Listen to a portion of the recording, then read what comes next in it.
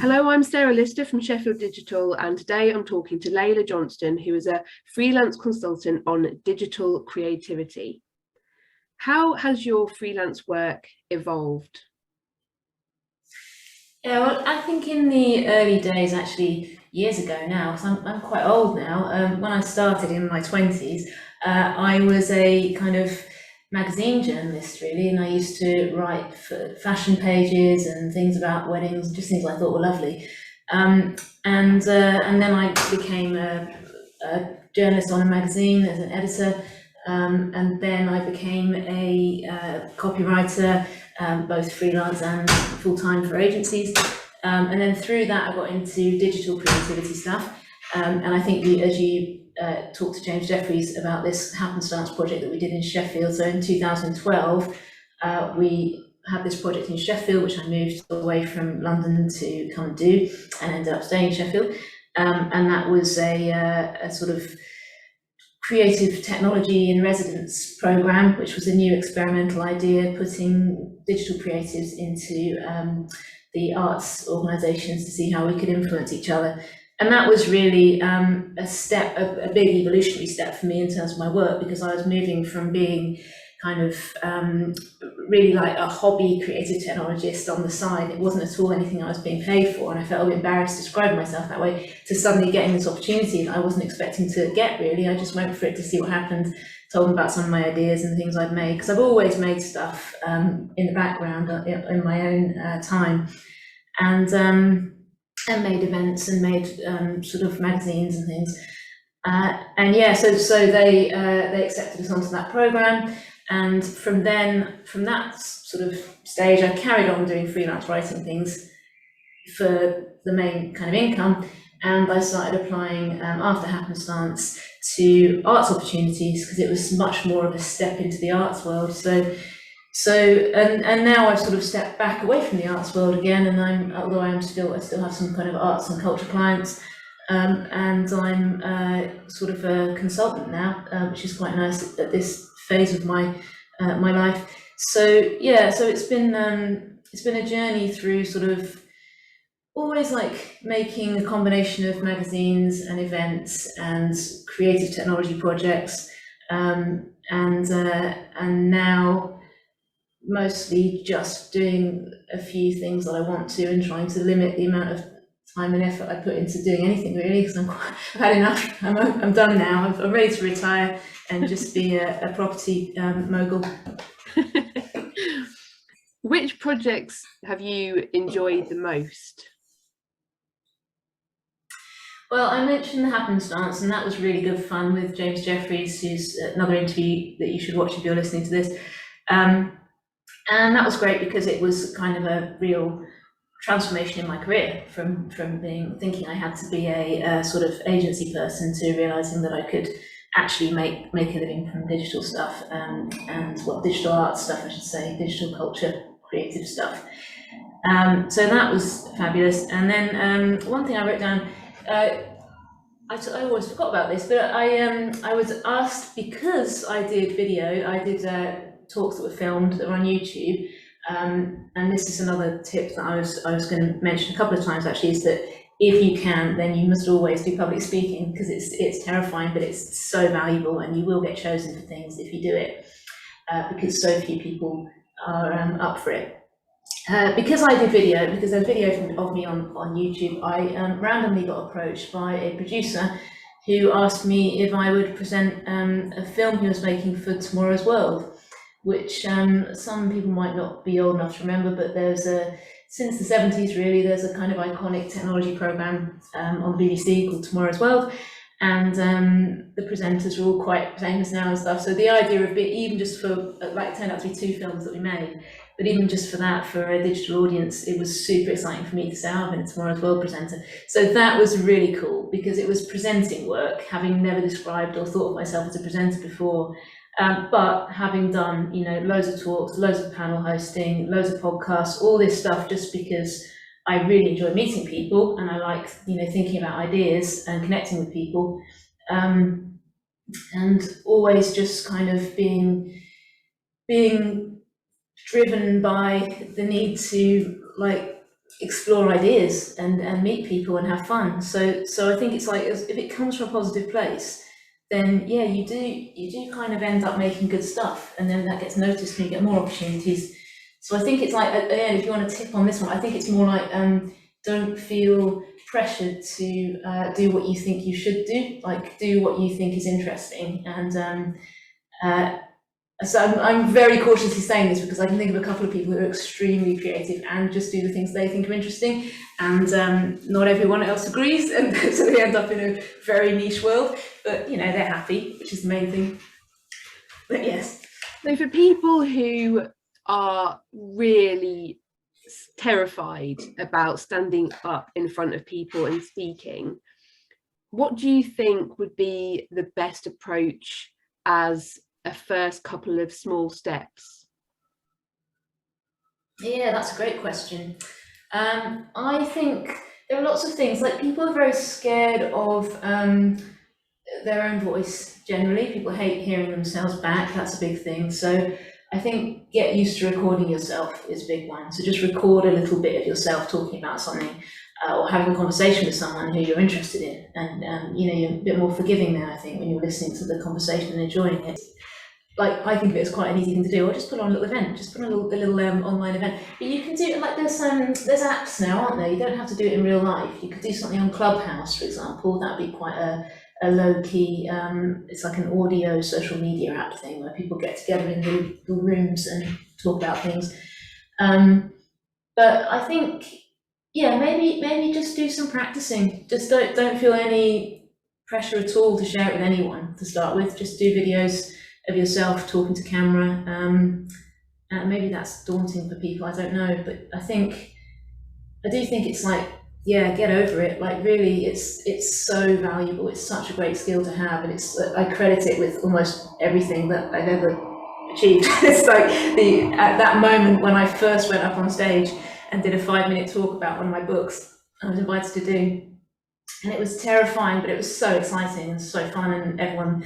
I was lucky because the audience loved it, and I had a really good experience. But maybe there aren't small steps. Maybe it's like, actually just put yourself through it and you realise it's not that bad. And then I used to do a spot on Sky News, which was talking about news from the internet, and every time I did that, I was so terrified and absolutely hated it. I think now I'd be better, but that never got easier. But again, it was worth doing. It was definitely worth it. But yeah, just do it regularly, do little bits, and just believe. I think when you see the difference it makes, and the difference it makes to your career, then that really helps you get over it. Excellent. And throughout your work, there seems to be a strong theme of creativity. So I'd like to ask you, why is creativity important to you? I heard this great quote about this, that I can't remember who said it, but creativity is intelligence having fun, which I thought was really nice. Like, intelligence having fun. It's really good. I guess topical thing is, it's really good for mental health to make things. It can also be really bad for mental health. It can be really dangerous to be too creative and to not see the world in a way that is accessible to other people. So you have to have a balance. I don't know. I think it's an easy subject for me to talk about, because I've always just like made stuff off my own bat. So I do have a lot of, I make a podcast about creativity and all these kind of things, but I am a bit divided on it. You can get very, I think, maybe locked into your own perception of the world. Sort of, it's very. It becomes very confusing, and you start to invent puzzles for yourself, because the world is a little bit too easy to solve. So you start creating difficult things to do. So I think it can solve problems, but it can also create them. So you have to be a bit careful with creativity, but it can solve problems and it can get you out of things. And I think at the moment we're feeling stuck, and we're feeling enclosed and trapped in our own four walls, and in our own country even. And it is, yeah, it can help you get out of that. So for those reasons, it's super important to me. And yeah, it just just making things often makes you feel better. I'm very bad at making things though, so sometimes it does definitely make me feel worse. But then you use creativity in a different way. You think, well, I know that I can't physically make things with my hands very well, so I'll find I use my creativity to find another way of making things, and it's like becomes meta creativity. But I've always been about doing things you're not supposed to do. I used to say that my whole ethos was doing things you're not supposed to do with technology, and I think that's kind of carried through my career really. So it's helped me as a freelancer and as a creative digital artist, which I've also done as a career. As a career, I guess. I don't do it anymore, but I had it as a career. So yeah, it's a double-edged sword, but I like to encourage it in people anyway, because people seem to do well out of it, and it seems generally to be helpful to people. I've seen that you're promoting or encouraging creativity through the cards that you've developed with your business partner, and also through your place that you rent out. So how can you maybe just explain how that works? Yeah, I think I like a formula. I mean, this is really boring, and this is what people want to hear, but I like things to all resolve into one word or phrase or philosophy or term or something. It helps me make sense of the world. So, you know, if I could, when I used to make websites for agencies, I was like, can we not just have one button? Can we not just have one word on it and one button? And now my button is the word creativity probably. But so I've been making these cards with Sarah, and actually they coordinated my room. It's quite nice. They are called Creativity Tarot, which is not really focusing, and it says get some clarity and boost your creativity with these all new prompts, guides and playful prompts. So what we've done is made a card deck which we're selling on Etsy, and if you look for Creativity Tarot, you should find them. And I believe this is a test, yeah, it's a test deck, so you can see. And you can use them how you want, really. You can use them as a traditional tarot. We've got a lot of different things on them. Some of them are based on like sort of Jungian archetypes or branding archetypes, like the carer. Some of them are from real tarot, like the moon, and then we've got some made-up new ones like Real Talk for the modern tarot practitioner. And then each one also has a little task at the bottom. Again, I don't think that's focusing, but it says, think of some famous sayings and come up with more relevant 21st century versions of them. So if anyone's familiar with oblique strategies, I guess it's a little bit like that. They're all like little creative tasks. Tell a well-known fairy tale from a different character's perspective, that's on balance. Compose a limerick about your best friend, that's on the carer. So little things that you can do when you're feeling a bit stuck and just want like a little break. The colours have significance, so I think they're sort of what some of the colour. There's pink, blue, yellow, and white, and different colours can be used to help with slightly different kinds of problems, like work problems or like creative tasks and things. So yeah, and we're selling on Etsy, and they're a limited run for now, but they have made us feel like we really want to make more cards because they were quite easy to do. We worked out how to do it now, and we're like, yeah, this seems to be a thing that could be good. And I think people just like a physical thing sometimes, you know, in this digital world. It's something you can hold, they feel really nice, they're like playing cards. So yeah, that's the Creativity Tarot. So, and also we're doing online readings sometimes too. Sarah did one the other day. We sold 3 packs off the back of this session that Sarah just did a tweet saying like, oh, I'll do free readings this morning. Sort of imagining it would be as, you know, 2 people would ask and it'd be a quick job. And I think she had 70 or something, because she just sat there for like 4 hours and taking these really beautiful like Instagrammable pictures for every single one as well. So yeah, we do readings also. Yeah, they've been really fun and mystical, and yeah, it's one of my things is everyday magic, just kind of how do you involve magic in your everyday life, and so yeah, this is quite on brand for me in that way, which I like. Yeah, you can see it in your surroundings that you're in as well. Oh, Thank you. So what methods have worked well for you in terms of finding work? Well, I think, like I was saying before, like public speaking has been really helpful. Get yourself filmed, get yourself recorded, do interviews. A lot of people put themselves forward for interviews, usually men. If you create podcasts or magazines or anything, you will get letters from people saying, "Oh, I've created a very tangentially related thing. Will you interview me?"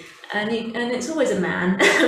So I think why is that? If you're a woman, yeah, put yourself forward for stuff, for God's sake, because it's so difficult to get women for things. Finding work. Yeah, make things be top of mind for people. Be really good at your social media, and yeah, I think things like, I'm sure going to things is probably a good thing to do. Like, go and just get yourself. You don't have to be the best. You just have to be the person that they heard from most recently. I think that's what it is. Like, that's how I think of it. So it's just kind of be around, don't disappear, be around and be interesting, because you want people to mention you casually. That's kind of helpful. So it doesn't, I think, people do this stuff where they post all the time on LinkedIn, or they'll post articles. I've done this. I just as a exercise for myself, I've written articles every day on LinkedIn for like 3 months. And it doesn't translate into work because people don't care about what you say about yourself. There's a brilliant graph that's like, what people listen to on recommendations. It's like, 5% what you reckon about yourself, 95% what other people say about you, what people they trust say about you. So you really want to get like trusted chat going on about you, wherever that is, if you want people to think of you for things. In terms of just, finding specific sort of technical work, I'm trying to think like what's happened for me. I guess like it is a combination, especially with doing stuff for the culture industry, of like applying for things intensively for quite a long time, and kind of building up your own profile individually. So you have to sort of do those two things in some communities. I don't really know what the digital community is like now, but right now I'm in a position which is quite nice, where I just happen to meet people, or people find things I've done before and get in touch. So I don't really feel like I've frantically chased work for a few years now, which is pretty nice. But there's definitely been times where it has been like that. And actually, that's, like I say, that's kind of the worst. You don't really want to get work. Don't apply for things. Don't set up a job alert. Don't apply for jobs. Don't apply for jobs. That would be my advice. Don't send anyone a CV. Have a relationship with somebody before you start working with them. That would be the best. I think that's probably the best way always. I think find common ground and take an interest in people, and also just like create things with people. So if there are people you have met at work or through anything who you feel like would be a good co-worker for you, or a co-creative on something. Me and Sarah we've just broken even now. I've just sold like our break-even pack on these, but we just sort of met each other through people we had in common and stuff, and then we've ended up sort of starting a little business together, which is kind of fun. So it's just I think it's like, don't think of it as a work thing, think of it as a life thing, maybe. Like, what do I want to do with my actual life? Not in terms of the work context and the LinkedIn jargon and everything, but more in terms of what's a really valuable way for me to spend the day, what I really enjoy, and think about your goals and things like that, because that will affect all the decisions you make, from who you meet to where you are to where you base yourself, what your office looks like. All that stuff comes from thinking about what you actually want, not trying to, because it's very difficult to resist. There's a very powerful influence of like, you have to do things in a certain way, you have to have a particular CV, you have to look a certain way. All those things around the idea of work and freelance, and there's so many conventions about how it should be done.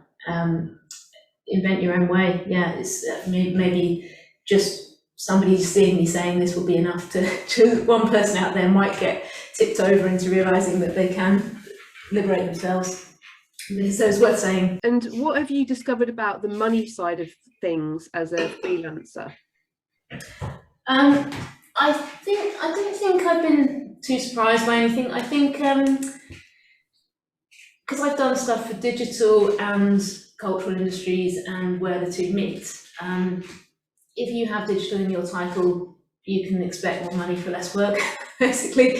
So I think it's easy to do too much, especially if you are in the arts, where there's a sort of quite unhealthy culture of doing a lot for very, very little money. I think it'd be nice if a bit more of the digital world influence moved over into that and inspire people to ask for a bit more, or to realise that they could, or even just get some digital skills so they can do what I do and just kind of say, well, I can help you with this cultural stuff, but you know it's a digital job, so it's highly skilled. Yeah, I think, like, I mean, I guess what I was going to say about this is that arts freelancing doesn't really work. It's not really freelancing. There isn't.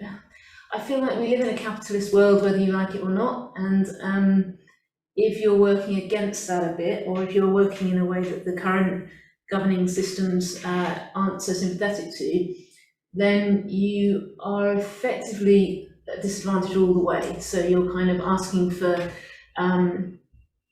you're basically begging every time you need anything. So I suppose, yeah, in terms of your question, what surprised me is that the digital world is a lot easier to work in a lot of ways, and the arts industry doesn't really function.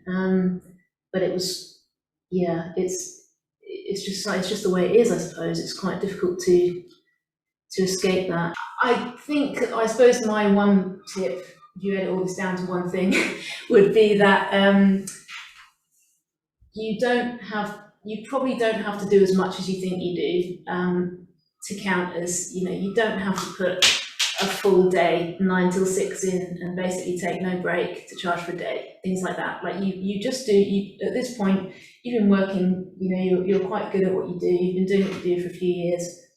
It's probably not gonna, you're probably quite fast, and you don't have to be the victim in everything. You can just kind of take some charge and value yourself a bit higher, and no one's going to catch you. No one's going to no one else is watching you. No one's keeping track. They just want some good work, and they don't want to think about you really. They just want the work done and to be able to rely on you. So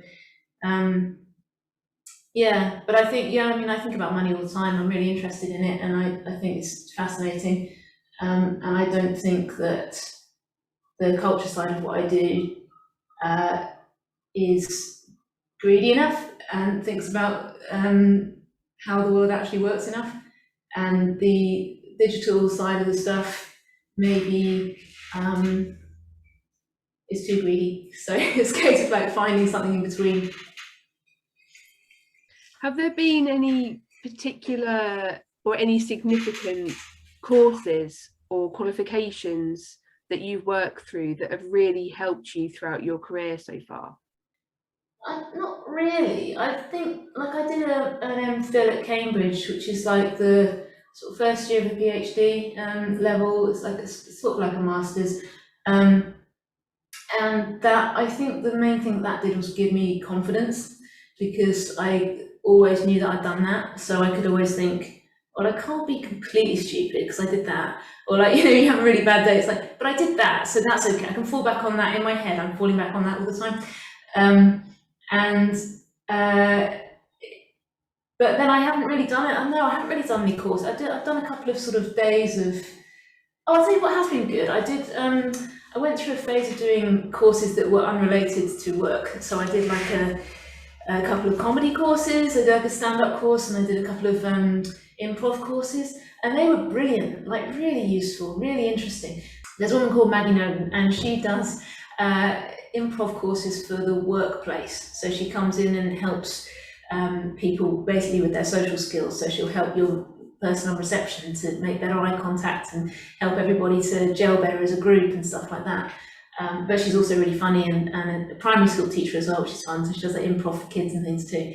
But that was really good, like learning about how to interact with people in a way that's not about you, actually. And actually one of the things that I did as a digital artist was a residency at a dance company called Rambert, and just working with them was massively inspiring and influential in a similar way, because it's all about, as a dancer, it can't be about you. It's never about you. You might be the lead dancer, especially in contemporary dance, you might be the lead dancer for one show and the next show it's somebody else. So I think anything that's kind of reminds you, especially in this very digital, like, what's the word, sort of solipsistic bubbles that we're in, where everything that we have on our phone and computer and world is completely tuned to us.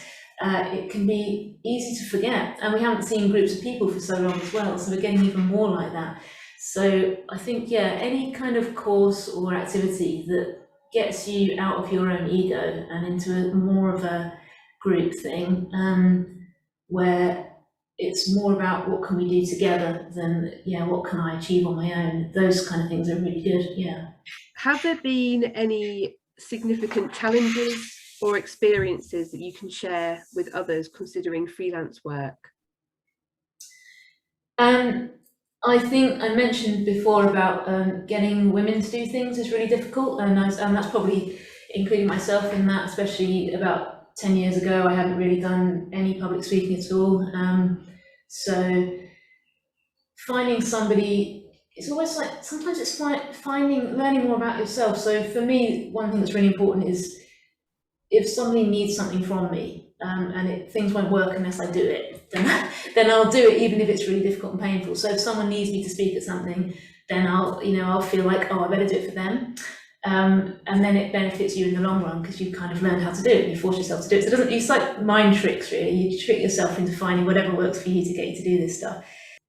I was absolutely terrified of doing it, and my parents would, well, my mum was a teacher, and I used to watch her when she taught at the school I went to in secondary school, and I just used to watch her coming in, and sometimes she'd take one of the classes I was in, and I'm just like watching in awe, going, how can you do this? Like, how can you go up in front of people and just talk? Like, this just seems completely like unimaginable. It's like watching somebody just like take off and fly or something. It was like, well, this is incredible.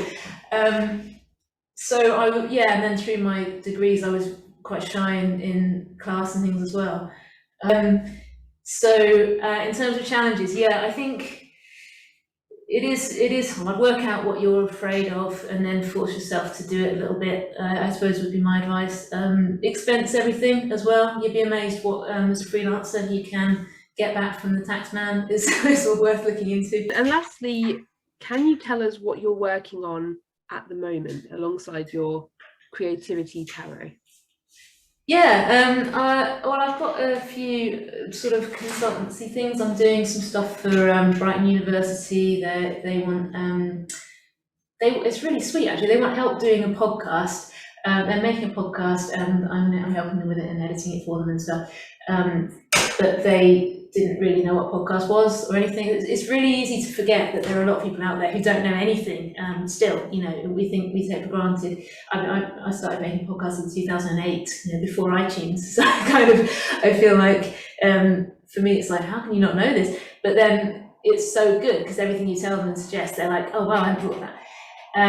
So yes, then I'm doing some, I've got a video game company in Sweden who I'm doing some consulting for, and again making a podcast for them.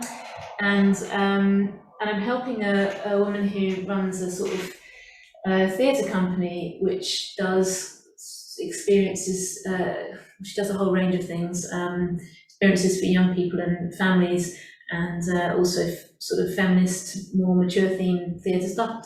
And she's a producer. And I'm helping her with her digital stuff at the moment. So those are the main ones, and the tarot, and yeah, just redecorating this house and running the holiday let that you mentioned before. in the next town. So I'm hoping that gradually I'll move more and more into doing holiday let and spend less time on client work. But I don't quite enjoy it. I think you get to a point where you don't have to really do things for anyone you don't want to work with, and that's kind of nice, and that's where I feel like I am now, which is great. Awesome. Thank you very much, Leila. Thank you.